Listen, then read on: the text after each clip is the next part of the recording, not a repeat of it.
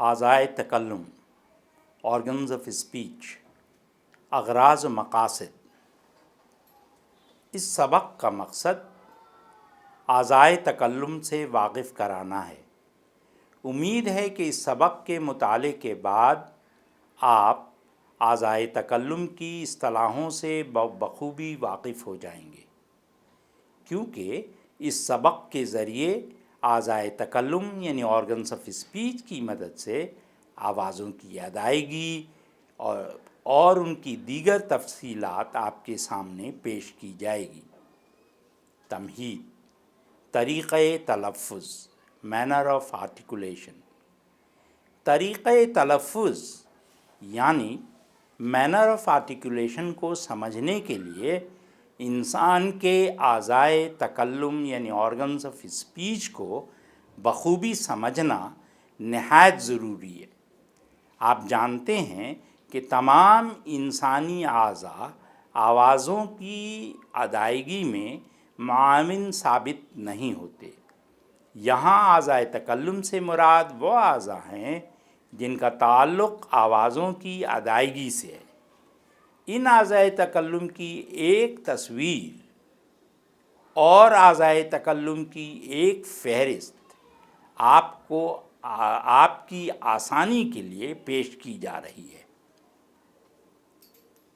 Lips, ہونٹ، لب۔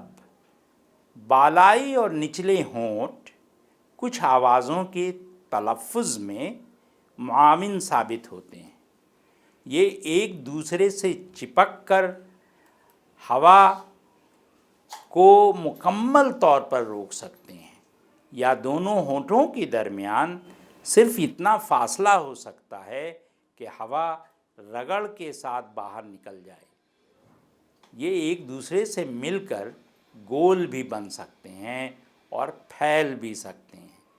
یہی وجہ ہے کہ ہونٹوں کو اعضائے تکلم میں شمار کیا جاتا ہے، کیونکہ ہونٹ آوازوں کی ادائیگی میں معاون ثابت ہوتے ہیں۔ اوپری دانت یا دندان۔ کچھ آوازوں کے تلفظ میں بالائی دندان نچلے ہونٹ سے چھوتے ہیں، جبکہ کچھ دیگر آوازوں میں زبان کی نوک بالائی دندان کے اندرونی حصے کو چھوتی ہے، اور اسی سبب اوپری دانت یا اپر ٹیتھ کو اعضائے تکلم میں شمار کیا جاتا ہے۔ اوپری مسوڑھا یا لثہ، الویولر رج۔ بالائی دندان کے اوپر اندر کی طرف جو مسوڑھے ہوتے ہیں وہ لثہ یا بالائی دنتی کہلاتے ہیں۔ کچھ آوازوں کے تلفظ میں نوک زبان کے اس مخصوص حصے کو چھوتی ہے، اور اسی سبب اسے یعنی الویولر رج کو آرگنز آف اسپیچ میں شامل کیا جاتا ہے۔ سخت تالو، ہارڈ پیلیٹ۔ سخت تالو مسوڑھے سے ٹھیک اوپر اندر کی طرف پیالے نما حصے کی شکل میں ہوتا ہے، جس کو زبان کا پھل چھوتا ہے۔ بعض آوازوں کی ادائیگی میں زبان کا درمیانی حصہ سخت تالو کے قریب آتا ہے اور آوازوں کی ادائیگی میں معاون ثابت ہوتا ہے، اور اسی وجہ سے سخت تالو کو اعضائے تکلم میں یعنی آرگنز آف اسپیچ میں شامل کیا جاتا ہے۔ غشا، ویلم یا سافٹ پیلیٹ۔ نرم تالو سخت تالو کے بعد کا حصہ ہوتا ہے۔ اسے نرم تالو یا غشا کہتے ہیں، جو اتنا لچکدار ہوتا ہے کہ اس کو تھوڑا اوپر یا نیچے کیا جا سکتا ہے۔ اسی سے زبان کا پچھلا حصہ چھوتا ہے۔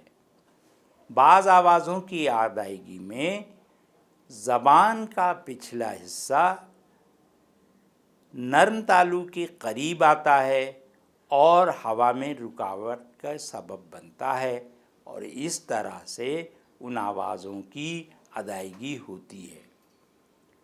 لحاظ یعنی یوولا، لحاظ بیچ میں لٹکا ہوا ہوتا ہے جو عام زبان میں کوا کے نام سے مشہور ہے۔ اگر یہ زبان کی پچھلے حصے سے چپک جائے تو ہوا بجائے منہ کے ناک کے راستے سے نکل جاتی ہے۔ حلقوم فیرنگس، زبان کے پچھلے حصے اور لیرنگس کے درمیان کے حصے کو حلقوم کہتے ہیں۔ حلق پوش ایپیگلوٹس، حلق پوش زبان کی شکل کا وہ ایک والو ہوتا ہے جو لیرنگس کے اوپر واقع ہوتا ہے اور جو اندر نکلنے والی کسی بھی چیز کو لیرنگس میں جانے سے روکتا ہے۔ اگر لاپرواہی سے کوئی چیز لیرنگس میں چلی جائے تو فوراً دھسکا سا لگ جاتا ہے اور اس طرح وہ چیز باہر نکل جاتی ہے۔ اس لیے بیک وقت ہم کھانا یا کوئی چیز نگل سکتے ہیں یا سانس لے سکتے ہیں۔ حلق پوش کسی تکلم میں مددگار یا معاون ثابت نہیں ہوتا، لیکن اس کا بنیادی رول لیرنگس کی حفاظت ہے۔ سانس کی نلی یا ٹریکیا، یہ پھیپھڑوں اور لیرنگس کو ملانے والی نلی ہے جس سے ہوا گزرتی ہے۔ لیرنگس ہنجرا، لیرنگس ایک چھوٹا ڈبیا نما حصہ ہے جس میں صوت تانت ہوتی ہے۔ صوت تانت ووکل کارڈز، آواز کی ادائیگی میں ہوا پھیپھڑوں سے نکل کر سانس نلی سے گزرتی ہوئی لیرنگس میں پہنچتی ہے، جہاں یہ دو جڑی ہوئی نہایت لچکدار جھلیوں کے درمیان سے گزر کر منہ میں پہنچتی ہے۔ ان جھلیوں کو صوت تانت کہتے ہیں۔ یہ جھلیاں سامنے میں جڑی ہوتی ہیں لیکن پیچھے کی طرف علیحدہ ہوتی ہیں۔ ان کے درمیان کی جگہ صوت تانت کا دہانہ کہلاتا ہے۔ انگلش میں اسے ہم گلوٹس کہتے ہیں۔ صوت تانت ایک قسم کی والو کا کام کرتی ہے جو کسی باہری چیز کو سانس کی نلی میں جانے سے روکتا ہے، اور اس کے علاوہ یہ آوازوں کی ادائیگی میں بھی ایک اہم رول ادا کرتا ہے۔ صوت تانت میں کھچاؤ پیدا ہونے سے اس کی جھلیوں میں ایک قسم کا ارتعاش یعنی کمپن پیدا ہوتا ہے، اور ایسی حالت میں نکلتی ہوئی آواز مسموع کہلاتی ہے۔ گویا مسموع آوازوں کی ادائیگی میں صوت تانت میں ایک ارتعاش کی کیفیت ہوتی ہے۔ اگر آواز اس طرح نکلے کہ صوت تانت مرتعش ہو جائیں تو ایسی آوازیں مسموع کہلاتی ہیں۔ اگر آواز اس طرح نکلے کہ صوت تانت مرتعش ہونے کی تعداد آواز کی سر کا تعین کرتی ہو، مردوں میں یہ تعداد ارتعاش عام طور سے 100 سے 150 سائیکل پر سیکنڈ ہوتی ہے، جبکہ عورتوں میں یہ 200 سے 350 سائیکل پر سیکنڈ ہوتی ہے۔ جتنی زیادہ تعداد ارتعاش ہوتی ہے اتنی ہی زیادہ سر ہوتا ہے۔ اگر صوت تانت کی جھلیاں آپس میں بہت قریب آ جائیں لیکن ان میں ارتعاش نہ ہو تو ایسی حالت میں نکلنے والی آواز پھسپھسی ہوتی ہے۔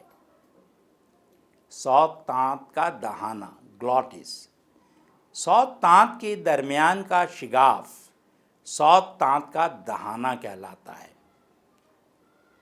نیزل کیویٹی، ناک کی نلی سے گزرتی ہوئی ہوا دراصل نیزل کیویٹی سے گزرتی ہے، اور ایسی آوازیں جن کی ادائیگی میں ہوا نیزل کیوٹی سے گزرتی ہے بالعموم نیزل کہلاتی ہیں۔ پھیپھڑا، لنگز۔ آوازوں کی ادائیگی میں ان اعضائے تکلم کے رول کو بخوبی سمجھنے کے لیے انہیں مندرجہ ذیل خانوں میں تقسیم کیا جا سکتا ہے: تلفظ کار اور نقطۂ تلفظ۔ اعضائے تکلم کی یہ درجہ بندی اعضائے تکلم کی حرکت کو مد نظر رکھ کر کی جاتی ہے۔ وہ اعضائے تکلم جو حرکی یعنی موبائل ہوتے ہیں انہیں تلفظ کار یعنی آرٹیکولیٹر کہا جاتا ہے۔ دوسرے لفظوں میں وہ اعضائے تکلم جو اپنی جگہ سے حرکت کر سکتے ہیں انہیں تلفظ کار کہتے ہیں۔ مثلاً نو کی زبان متحرک تلفظ کار ہے کیونکہ یہ اوپر نیچے آگے پیچھے مستقل حرکت کرتی رہتی ہے۔ دوسری جانب غیر حرکی یا اموبائل اعضائے تکلم کو نقطۂ تلفظ یا پوائنٹ آف آرٹیکولیشن کہا جاتا ہے، یعنی یہ اعضائے تکلم اپنی جگہ سے حرکت نہیں کر پاتے ہیں، اور ان اعضائے تکلم کے قریب اگر تلفظ کار آوازوں کی ادائیگی کرتا ہے یعنی یہ اعضائے تکلم جامد تلفظ کار ہیں، یعنی ان اعضائے تکلم کو حرکت نہیں دی جا سکتی۔ مثلاً بالائی دندانی حصہ مقابلتاً ساکت رہتا ہے۔ ذیل میں تلفظ کار کی دونوں قسموں کا ذکر تفصیل سے کیا جا رہا ہے۔ تلفظ کار آرٹیکولیٹرز، جیسا کہ ہم نے ابھی دیکھا ہے، اعضائے تکلم جن میں حرکت ہوتی ہے تلفظ کار کہلاتے ہیں۔ یہی وجہ ہے کہ زبان اور نچلے ہونٹ کو تلفظ کار کا درجہ دیا جاتا ہے کیونکہ ان دونوں میں حرکت ہوتی ہے، ایک طرح کی موبلٹی ہوتی ہے۔ زبان، ٹنگ۔ اعضائے تکلم میں زبان کو ایک خاص حیثیت حاصل ہے۔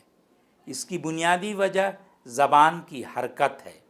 تمام تلفظ کار میں زبان سب سے زیادہ متحرک یعنی موبائل اور لچیلا یعنی فلیکسیبل تلفظ کار ہے، کیونکہ تمام تلفظ کار میں زبان سب سے زیادہ حرکت پذیر ہوتی ہے۔ اگر زبان نہ ہو تو ہم کھانے کی لذت سے آشنا نہ ہو سکتے ہیں۔ اسی طرح بہت سی آوازیں اور اس کے بغیر نہیں ادا ہو سکتی۔ اب تک جن اعضائے تکلم کا ذکر کیا جا چکا ہے ان کو شیشے میں دیکھا جا سکتا ہے یا زبان سے چھو کر محسوس کیا جا سکتا ہے، لیکن کچھ ایسی بھی اعضائے تکلم ہیں جنہیں بآسانی نہیں دیکھا جا سکتا، انہیں خاص قسم کے آلات کی مدد سے ہی دیکھا جا سکتا ہے۔ یہ اعضائے تکلم آوازوں کی ادائیگی میں بہت اہم رول ادا کرتے ہیں۔ تمام اعضائے تکلم میں زبان کو ایک خاص حیثیت حاصل ہے۔ یہاں یہ بات یاد رکھنے کی ہے کہ زبان کی اسی خصوصیت کی بنا پر اسے 4 خانوں میں تقسیم کیا جاتا ہے: زبان کی نوک یعنی ٹپ آف دا ٹنگ، زبان کا پھل یعنی بلیڈ آف دا ٹنگ، زبان کا پچھلا حصہ یعنی بیک آف دا ٹنگ، اور زبان کی جڑ یعنی روٹ آف دا ٹنگ۔ نوک کی زبان بالائی دندان اور لثہ کو چھوتی ہے، زبان کا درمیانی حصہ سخت تالو کو چھوتا ہے، اور زبان کا پچھلا حصہ نرم تالو یا لحاظ کو چھوتا ہے۔ زبان کی اوپری سطح کو پھل کہتے ہیں۔ زبان کی نوک۔ یوں تو زبان کی یہ تمام حصے آوازوں کی ادائیگی میں معاون ثابت ہوتے ہیں، لیکن زبان کی ان تمام حصوں میں زبان کی نوک اپنی جسمانی ساخت کے اعتبار سے ایک ایسا حصہ ہے جو سب سے زیادہ لچیلا حصہ ہے۔ اپنے لچیلے پن کی وجہ سے زبان کا یہ حصہ اوپری ہونٹ سے سخت تالو تک بآسانی پہنچ سکتا ہے۔ بہرکیف آوازوں کی ادائیگی میں یہ اوپری دانت مسوڑھا اور سخت تالو تک پہنچ کر ہوا میں رکاوٹ ڈالتا ہے اور آوازوں کی ادائیگی کا سبب بنتا ہے۔ زبان کی نوک، ٹپ آف دا ٹنگ، اوپری دانت کی مدد سے ادا کی گئی آوازیں دنتی کہلاتی ہیں۔ اسے یوں سمجھیں کہ زبان کی نوک یعنی ٹپ آف دا ٹنگ اور اوپری دانت کی مدد سے ادا کی گئی آوازیں دنتی کہلاتی ہیں۔ لہٰذا یہ بات یاد رکھنے کی ہے کہ ت، تھ، د اور دھ دنتی آوازیں ہیں، کیونکہ ان کی ادائیگی میں زبان کی نوک دانتوں کے قریب جا کر ہوا میں رکاوٹ ڈالتی ہے۔ ایسی آوازیں جن کی ادائیگی میں زبان کی نوک مسوڑھوں سے قریب جا کر ہوا میں رکاوٹ ڈالتی ہے، الویولر کہلاتی ہیں۔ اردو میں س، ر، ن الویولر آوازیں ہیں۔ اسی طرح وہ آوازیں جن کی ادائیگی میں زبان کی نوک سخت تالو تک جا کر رکاوٹ کا سبب بنتی ہیں، معکوسی آوازیں کہلاتی ہیں۔ انگریزی میں انہیں ریٹروفلیکس آوازیں کہتے ہیں۔ ٹ، ٹھ، ڈ، ڈھ اردو کی معکوسی آوازیں ہیں۔ زبان کا پھل، زبان کا پھل مقابلتاً کم لچیلا تلفظ کار ہے۔ یہی وجہ ہے کہ زبان کا پھل صرف ایک مقام تلفظ پر ہی آوازوں کی ادائیگی میں معاون ثابت ہوتا ہے۔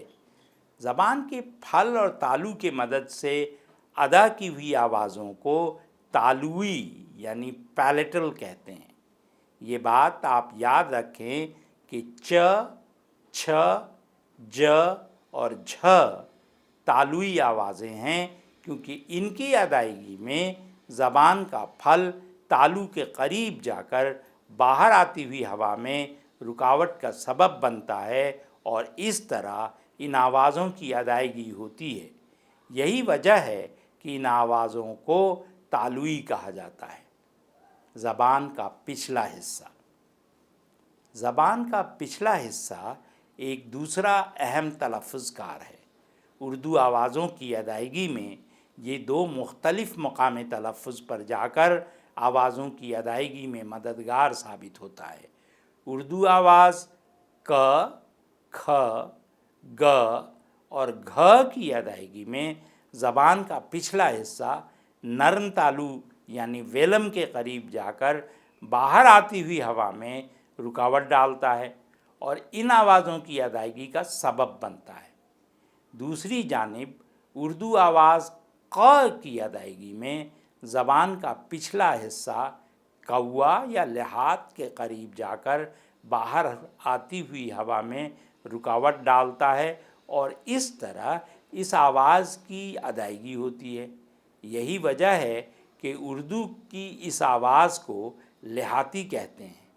اس طرح آپ نے دیکھا کہ زبان کا پچھلا حصہ بطور تلفظ کار دو مختلف مقام تلفظ کی مدد سے آوازوں کی ادائیگی میں معاون ثابت ہوتا ہے۔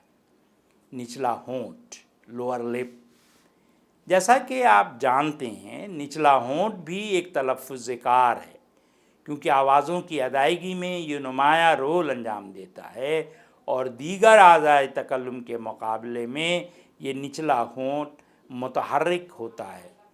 نچلے ہونٹ میں حرکت کی وجہ سے اس تلفظ کار کا درجہ دیا جاتا ہے۔ اپنی اس خصوصیت کے سبب نچلا ہونٹ دو مقام تلفظ اوپری ہونٹ اور اوپری دانت کے قریب جا کر آوازوں کی ادائیگی میں معاون ثابت ہوتا ہے۔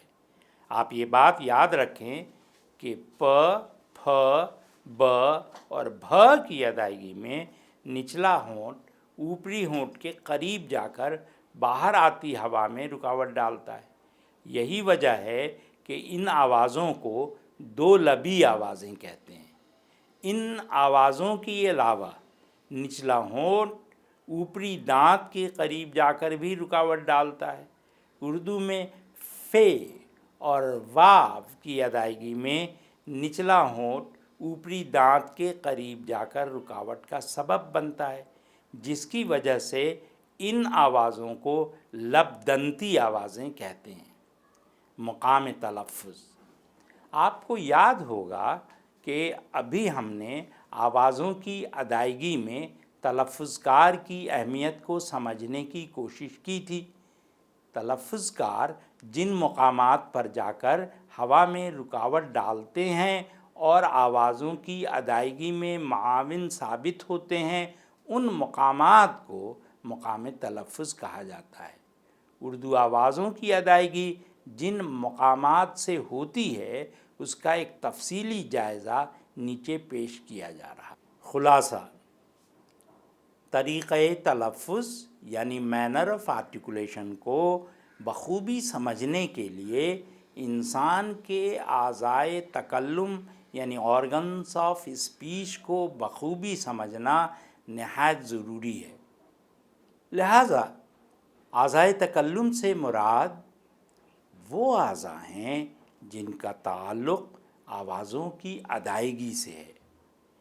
ان اعضائے تکلم یا آرگنس آف اسپیچ کو ہم دو خانوں میں تقسیم کر سکتے ہیں، حرکی اور غیر حرکی۔ وہ اعضائے تکلم جو حرکی ہیں یعنی موبائل ہیں انہیں تلفظ کار کہا جاتا ہے، جبکہ وہ اعضائے تکلم جو غیر حرکی ہیں یعنی اموبائل ہیں انہیں نقطۂ تکلم یا پوائنٹ آف آرٹیکولیشن کہتے ہیں۔ حرکی اعضائے تکلم تلفظ کار ہوتے ہیں اور یہ اوپر، نیچے، آگے، پیچھے مستقل حرکت کر سکتے ہیں۔ اس کے برعکس مقام تلفظ تقریباً اپنی جگہ پر جامد ہوتے ہیں اور ان میں کسی قسم کی کوئی حرکت ممکن نہیں، یعنی یہ اعضائے تکلم اپنی جگہ سے حرکت نہیں کر پاتے ہیں اور ان اعضائے تکلم کے قریب آ کر تلفظ کار آوازوں کی ادائیگی کرتا ہے۔ اعضائے تکلم میں زبان کو ایک خاص اہمیت حاصل ہے۔ اس کی ایک بنیادی وجہ یہ ہے کہ زبان سب سے زیادہ متحرک یعنی موبائل اور لچیلا یعنی فلیکسیبل تلفظ کار ہے۔ زبان کی لچک کی پیش نظر اسے 4 خانوں میں تقسیم کیا جاتا ہے: نوک، پھل، پچھلا حصہ اور جڑ۔ گویا 4 خانوں میں درجہ بندی ممکن ہے: tip of the tongue, blade of the tongue, back of the tongue اور روٹ آف دا ٹنگ۔ جیسا کہ آپ جانتے ہیں نچلا ہونٹ بھی ایک تلفظ کار ہے۔ نچلے ہونٹ کو تلفظ کار کا درجہ صرف اس وجہ سے دیا جاتا ہے کہ اس میں بھی ایک لچک اور موبلٹی ہوتی ہے اور یہ آوازوں کی ادائیگی میں نمایاں رول انجام دیتا ہے۔ دیگر اعضائے تکلم کے مقابلے میں نچلا ہونٹ متحرک ہوتا ہے۔ تلفظ کار جن مقامات پر جا کر ہوا میں رکاوٹ ڈالتے ہیں اور آوازوں کی ادائیگی میں معاون ثابت ہوتے ہیں ان مقامات کو مقام تلفظ کہا جاتا ہے۔ مقام تلفظ کو بخوبی سمجھنے کے لیے یہ بات ذہن میں رکھنی ہوگی کہ ان میں تلفظ کار اور مقام تلفظ دونوں کا اہم رول ہوتا ہے، یعنی آوازوں کی ادائیگی میں تلفظ کار مقام تلفظ پر جا کر باہر آتی ہوئی ہوا میں رکاوٹ ڈالتے ہیں اور اس طرح ان آوازوں کی ادائیگی ہوتی ہے۔ مثلاً 2 لبی آوازوں میں دونوں ہونٹ آپس میں ملتے ہیں اور آپس میں ملنے کی وجہ سے باہر آتی ہوا میں رکاوٹ پڑتی ہے اور اس طرح یہ آوازیں ادا ہوتی ہیں جنہیں ہم دو لبی آوازیں کہتے ہیں۔ پ، پھ، ب، بھ دو لبی آوازیں ہیں کیونکہ ان میں نچلا ہونٹ تلفظ کار ہے اور اوپری ہونٹ مقام تلفظ۔